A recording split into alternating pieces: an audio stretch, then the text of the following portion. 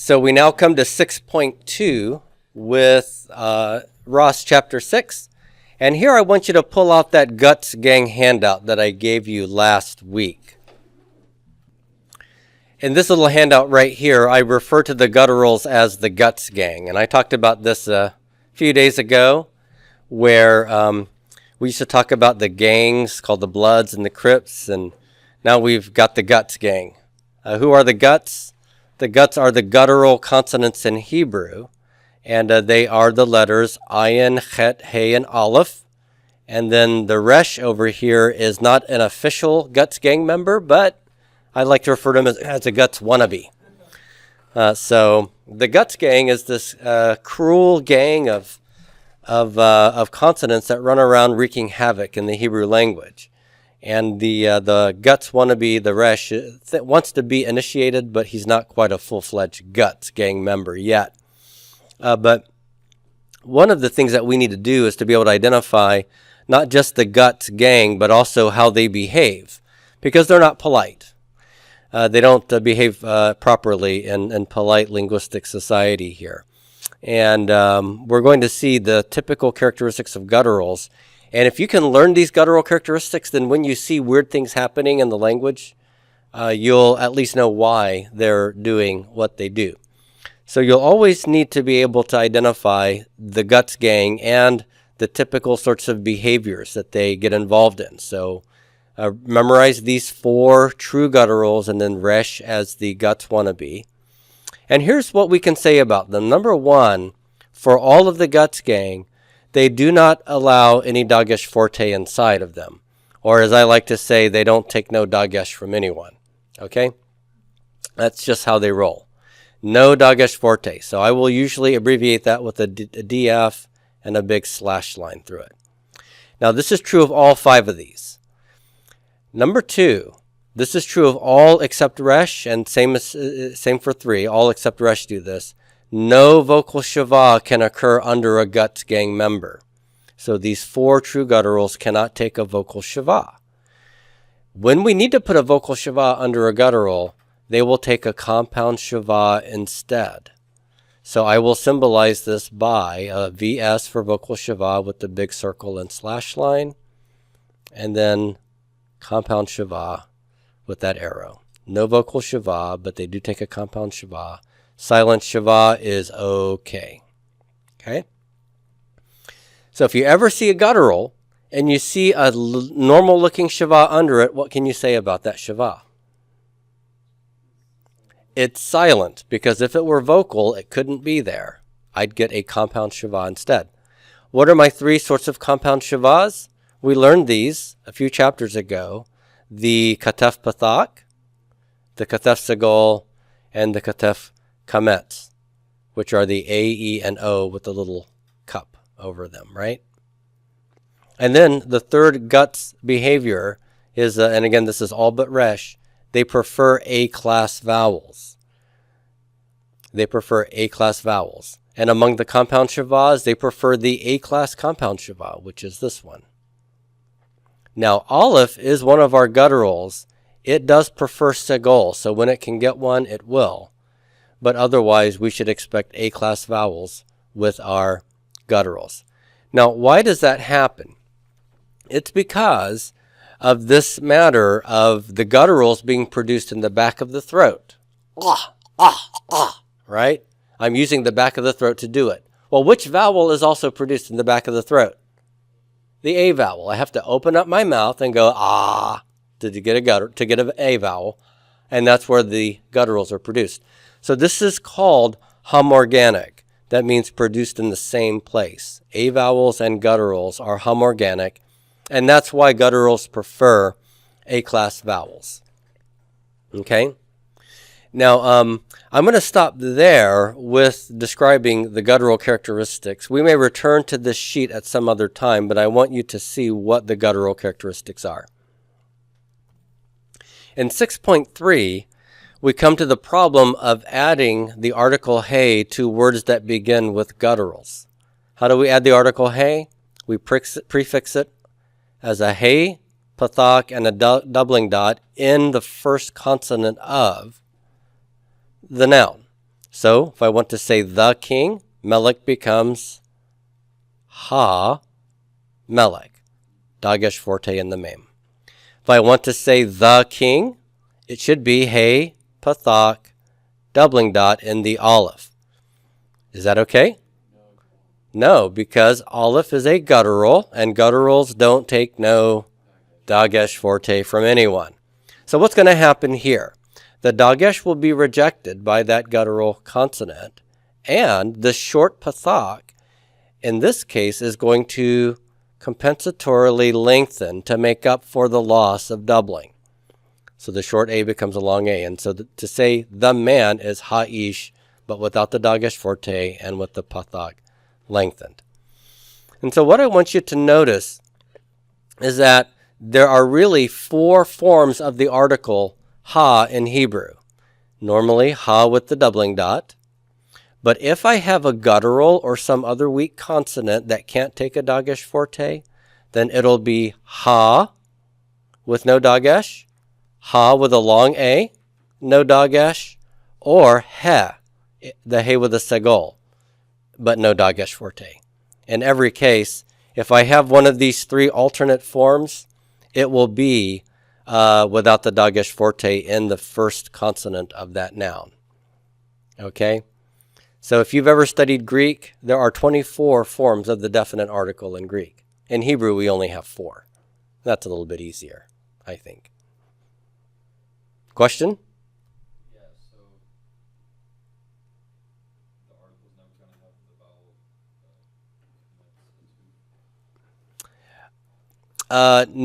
No, you won't see the katef kametz, and you won't see a kametz ketuf. So this is a long A over here. Yeah, that's right. So basically, they're all forms of ha except for this one, and when it's he. And I've got a handout that I'll show you where we see these different forms. Before we look at that handout, let me just make one comment here, okay? What I really want you to understand is that the article can take these possible forms, the normal form, and then the form before words that begin with weak consonants. I am not so much a stickler, right now at least, for you understanding why a pathak occurs versus a kametz versus a segol, as much as I'm concerned that you know that these are all forms of the article, and that when you see them at the beginning of a word, that is the article that you're looking at. Now on the handout, we're going to see what the situations are that give rise to one form versus another. But I'm not asking you to necessarily memorize that, although if you do memorize it, you'll certainly be in a position to understand more when you get there. Now on this handout, and this is a handout produced by a Hebrew professor named Charles Grebe, and I think it's Grebe, and he gives a nice little chart for what happens with the article before weak letters. And so I've used this in my classes as well. So thank you, Charles, for this. So here he explains how sometimes the dagesh can be omitted when your word starts with y or m. That is, if a word starts with a yod or a mem with a vocal shiva underneath them, you could have the dagesh omitted. So what would happen here? You'd have the article hey, and it's pathak, but no dagesh present. So a word like yiladim, which means children, yiladim, has a yod with a vocal shiva. Add the article, and I should put a doubling dot here, but the doubling dot doesn't occur. And the shiva ends up becoming silent in that case, and it becomes hayladim. Hayladim. Now, if the m or y are followed by these letters, ayin or hey, then the dagesh will be present, and the article will be ha with that dagesh there. So if we take an example like this, Yehudim, and we add the ha in front of it, since there's a hey after the y, the dagesh forte stays in the yod, and I get ha Yehudim. So that's very normal. Now, the second sort of situation that can happen is called implied doubling. And that is, here we weren't dealing with gutturals, okay? This is other kinds of weaknesses. But here we're dealing with actual gutturals now. So if I have a he or a chet starting the word, and I want to put the article in front of it, I will not get the dagesh because gutturals don't take any dagesh. But my pointing is going to be the pathak, but simply with no dagesh forte. This is called implied doubling. That is to say, under normal circumstances, I would put a doubling dot here. So with the word heikal, which means temple, if I wanted to say the temple, it would be ha heikal. I would normally put a dagesh forte right there. But Hebrew won't allow that. So the dagesh forte is rejected. But the pathak stays short, and we treat this as if it were doubled. It's an implied doubling, or a virtual doubling of the hey, but since you can't truly double it, you can't put a dagesh forte here. If I were to divide this into syllables, I would divide here and here. And the tone is here. This is pretonic. This is open and proprotonic.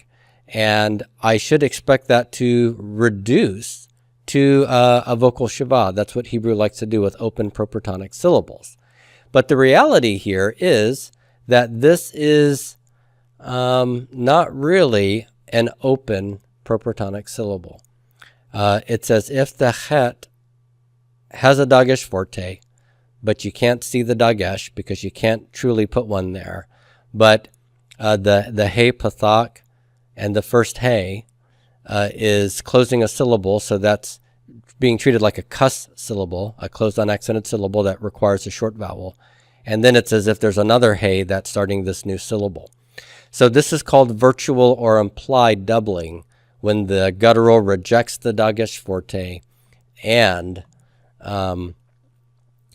the preceding vowel stays short and is acting as if it's a closed syllable. We have hokmah as another example, and the chet rejects the dagesh forte here, but the vowel pathak stays short. Okay, so this is virtually a closed syllable. Hach, hokmah. Now, if the hey or chet has one of these symbols that has the kamet symbol in it, then not only will you not put the dagesh forte there, but the segol will also appear under the hey. So we have hey harim instead of ha harim, hey hakam instead of ha hakam, and hey chodeshim instead of ha chodeshim. So those are situations where hey occurs as the form of the article. Again, no dagesh forte. Now, when the word begins with aleph, ayin, or resh, and this, by the way, these are not pathaks. This is just the consonants. Aleph, ayin, or resh, and I want to put an article in front of it, then my dagesh forte will be rejected by the gutturals here. But instead of putting a pathak, I am going to compensatorily lengthen it. So the short pathak becomes a kametz. So examples here. Ha'ish is not pathak, but it should have been pathak doubling dot, reject the doubling dot, and the preceding short vowel compensatorily lengthens, becomes a long A. So ha'ish with the kametz. Ir rejects the dagesh forte and the ayin, and the pathak becomes a kametz, a long A. And regel is, so the man, the city, and regel is leg or foot. And it should have been hey pathak doubling dot in the resh, but the resh says no dagesh for me, and the short pathak compensatorily lengthens to the long A, the kametz. Now, if my ayin, which normally not only rejects the dagesh forte, but causes compensatory lengthening, but if I have a kametz under it, then I get the segol under the hey instead of the kametz. So hey ah. Okay, So with the example here, I have avim, and ha'avim becomes he'avim with the sigil. Okay? So that's what happens there. Now again, this is all very confusing. So I'm not expecting you to memorize all this. I'm just showing you what typically happens. The important thing for you to be able to do is whenever you see these different variant forms of the article, that you just know exactly that it's the article. Okay? So these are problems, these first three columns with the article. They're things that the article does that are problematic. There's rejection of the dagesh in the noun, but the article is being pointed differently than you expect. Now in Ross, under section 5, under 6.3, we come to the problem of harmonization. And here is where, and I sort of wish that Ross had laid this out differently. With this part, Ross 6.3.5, the harmonization issues are not article issues. They're problems with the form of the noun that the article is being attached to. So let's take a look at what's going on here, okay? We're dealing with the first syllable of the noun. Let's take a look at the word eretz, which is the word for land. You know this word normally has a sigil right here. It would be eretz with the sigil. But when I want to add the article, you know that the aleph is going to reject the dagesh forte, and the preceding short vowel is going to compensatorily lengthen. So ha eretz becomes ha with the kametz and no doubling dot. And then one other thing happens, and this is the change. The sigil will harmonize to become similar to the vowel before it. So eretz will then be written as aretz. Okay, so ha aretz. The accent is on that aleph. Okay, so this is a problem with the noun. The noun has changed its normal vowel to harmonize with the new vowel of the article. Let's take a look at the word for mountain, which is the word har, and it's normally spelled this way with a short pathak. So when I add the article hey in front of har, I have the article problems, but one additional problem happens. The short pathak lengthens to a long kametz, short a becomes long a, as a kind of vowel harmonization with the long a here. And because hey is a guttural, there's no dagesh in there either. The word for people is the word and it has a pathak normally, short a. But when I say ha'am and add the article, I reject the dagesh forte, that short pathak becomes long, but one additional change that happens is that the short a has harmonized with the long a before it, and that's why we have ha'am with the kametz. Now, one other word that Ross gives you is the word gan, which is the word garden. And notice again that this has a pathak for its normal vowel.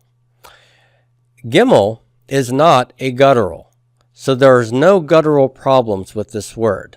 So when I want to add the article hey to the word gan, this is a dagesh lene to start with in the gimel. But when I add the article, it's hey pathak doubling dot. That is a dagesh forte, and that is okay in a gimel. Gimel's not a guttural. But what has changed? Here, the problem is merely one of the vowel changing from a short a to a long a. And notice that it's not harmonizing here, is it? Because that stays short, and this is doubled, and this is closed syllable. It's just that this vowel has lengthened. Okay? So gan does this, and it's rather unusual. That's not an article problem. That is a noun problem, where the noun is behaving a bit irregularly.